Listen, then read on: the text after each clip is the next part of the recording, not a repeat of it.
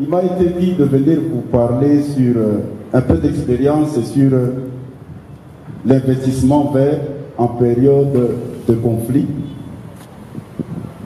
Et c'est vraiment un sujet qui est vraiment lourd, mais je vais seulement vous partager ma petite expérience là-dessus. Parce que moi, je ne vis qu'avec l'abeille et la plante. Et parmi ceux qui en pâtissent avec les conséquences des conflits armés et des guerres, c'est aussi la végétation, ou bien la plante, parce que c'est lui qui m'a précédé à parler de la déforestation, le déboisement, et tout ce que notre cher patrimoine mondial, notre parc a subi à cause des conflits armés. Mais il reste une ressource dont je veux vous parler, qui a toujours échappé à nos jeunes comme vous et aux autres entrepreneurs. C'est la ressource cachée dans la végétation ou bien la plante. Ça s'appelle les huiles essentielles. Parce que plusieurs, quand ils entendent parler des arbres, il y a plusieurs qui font le reboisement par-ci par-là, ils vantent l'arbre, c'est seulement plusieurs s'attellent uniquement sur la réponse écosystémique, et d'autres sur le bois d'œuvre, les autres sur le charbon de bois, donc bois énergie, les autres sur séquestration de carbone et quoi.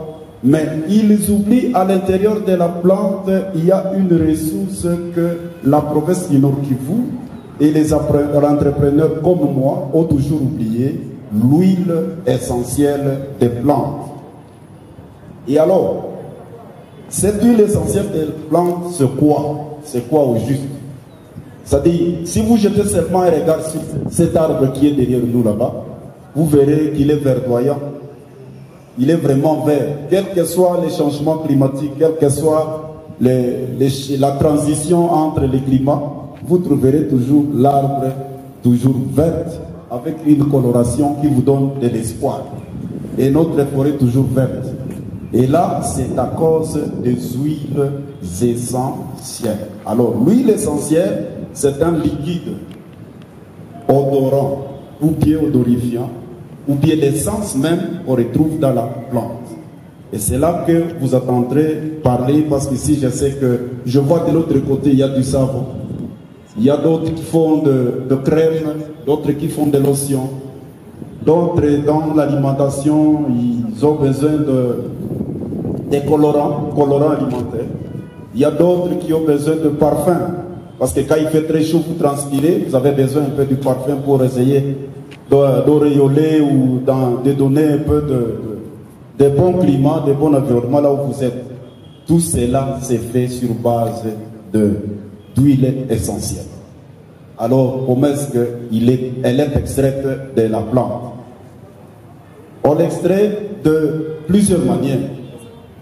Mais la manière la plus simple, c'est la distillation à vapeur. C'est-à-dire la distillation simple, de la manière où on distille, s'il faut parler d'une manière traditionnelle, c'est de la manière où on distille l'alcool éthylique d'éthanol. Et nous, au niveau de la maison du miel congolais, nous sommes en train de le faire. Nous extrayons l'huile essentielle d'eucalyptus, qu'on appelle cinéole en termes médicaux. Nous sommes en train d'extraire aussi l'huile essentielle de romarin et l'huile essentielle de citronnelle, parce que nous militons pour que les insectes ne soient pas tués, que la biodiversité soit protégée. Et nous sommes là pour combattre les insecticides, les fongicides et toutes sortes d'éléments qui détruisent nos abeilles. Et alors les huiles, nous avons introduit sur le marché entrepreneurial l'huile essentielle de citronnelle qui éloigne les insectes loin des plantes. Et cela constitue une défense phytosanitaire qui est une solution pour protéger les insectes pollinisateurs. Parce que l'huile essentielle, c'est protéger la plante contre les virus, contre les champignons, contre les mycoses et contre tous les prédateurs qui sont là. Alors, j'invite les acteurs du secteur vert, les acteurs, comme ici c'est l'expo vert, donc la verdure, je vous dis que c'est le signe de la plante. Il y a une ressource.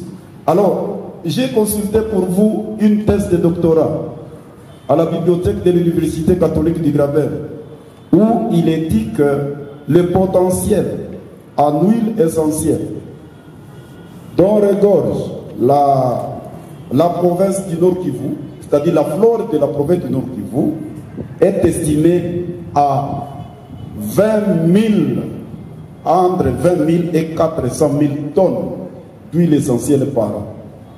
Et je vous dirais que le Rwanda exporte 20 tonnes d'huile essentielle en Amérique par an. Mais nous, les arbres sont là et nous le voyons, on ne sait pas qu'il y a tout un trésor caché là-bas. Et alors, à quoi servent les huiles essentielles une fois extraites? Elles servent à quoi? Elles servent dans l'industrie cosmétique. C'est-à-dire pour trouver les odorants, donc ce qui amène un peu de fraîcheur dans nos lotions, nos crèmes, les shampoings, c'est-à-dire les capillaires des cheveux et même la peau. Tout ça, cette industrie a besoin des ingrédients, c'est-à-dire des éléments, de la manière où le gouvernement congolais est en train de vanter le lithium et tout autre pour l'industrie des batteries électriques. Pour une industrie cosmétique, on a besoin des huiles essentielles de plantes. Ça c'est primo. Deuxièmement, les huiles essentielles entrent dans la sécurité alimentaire, dans l'industrie alimentaire, pour donner du goût, pour donner des conservants, pour donner donc toutes sortes, tous les ingrédients là qui entrent dans la cuisine là, qui sont du moins biologiques, ont une source qui est sûre, qui est naturelle, qui est la plante, c'est-à-dire l'huile essentielle de la plante. Il y a alors l'industrie pharmaceutique. L'industrie pharmaceutique a besoin des huiles essentielles pour la fabrication de certains médicaments. Et d'ailleurs, il y a une branche dans celle de la médecine qu'on exploite partout. Je sais que quand vous êtes un peu malade, on vous dira, vous passez au sauna. Sauna, vous allez faire un bain à vapeur et tout ça. Ce ne sont que les huiles essentielles qu'on utilise là-bas. Et beaucoup d'autres utilisations. Et je vous dirais que vous pouvez le faire ici, parce que nous sommes en train de le faire ici. Et c'est possible. Mais c'est une ressource que la grande majorité, s'il faut le dire, ignore totalement, alors que c'est un facteur qui est capable de booster l'entrepreneuriat, qui est capable de booster l'investissement, est un objet de négociation d'affaires entre vous les jeunes qui intervenez dans le secteur vert et avec les gros investisseurs. C'est-à-dire que vous êtes capable de produire à votre niveau, de toutes ces plantes ici, et de toute cette verdure, de toute cette végétation, des huiles que vous allez mettre sur le marché. Et alors, comme il m'a été donné 15 minutes, alors je vous appelle, en dehors de ce que vous pouvez avoir comme préoccupation et autres, je suis là disposé pour répondre à vos questions, mais sachez que les huiles essentielles dans la végétation, dans les forêts congolaises et tout le boisement constituent une ressource que vous n'avez jamais exploitée. Vous êtes là pour aller à Chine, acheter le parfum de l'Arabie, de Dubaï, de partout, alors que vous pouvez le faire ici même, à partir de nos forêts. Vous êtes là, vous allez acheter beaucoup de médicaments, beaucoup d'ingrédients pour vous qui faites la cosmétique, pendant que les éléments essentiels qui sont de base peuvent être faits à partir de votre main, de nos plantes ici que vous voyez. Et alors, pour chuter, la deuxième méthode d'extraire ces huiles essentielles, c'est par pression. Par pression. Donc, et la pression, c'est pour certains certains fruits comme le citron, les citrons, il y a la pamplemousse et il y a l'orange où vous faites la pression pour obtenir l'huile essentielle et qui vous servira comme conserve. Il y a aussi l'extraction qui est peu compliquée au moyen du COD, du dioxyde de carbone. On le fait aussi. Et nous sommes là, disposés pour vous aider à gagner aussi d'argent, gagner votre vie à partir de la végétation que nous avons, à partir des huiles essentielles, en dehors des abeilles et toutes sortes d'entreprises. Et là, je vous remercie.